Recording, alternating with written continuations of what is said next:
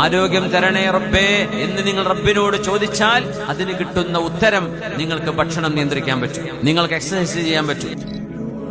سمعت حبيبي صلى الله عليه وسلم يقول في مقامي هذا ഈ സ്ഥലത്ത് വെച്ച് പുണ്യനബി പറഞ്ഞു, വീണ്ടും ഖനഖത്തുൽ അബ്റ, മഹാനായി ശ്രദ്ധിക്കുന്നവർക്ക് സങ്കടം വന്ന് കണ്ഠമിടറി പൂർത്തിയാക്കാൻ പറ്റിയില്ല. മൂന്നാമത്തെ തവണ പറഞ്ഞു, എന്റെ ഹബീബ് ഇവിടെ നിന്ന് പറഞ്ഞു, സല്ലല്ലാഹൽ ആഫിയ, നിങ്ങൾ അല്ലാഹുവിനോട് ആഫിയത്ത് ചോദിക്കണം, അല്ലാഹുവിനോട് ആരോഗ്യം ചോദിക്കണം.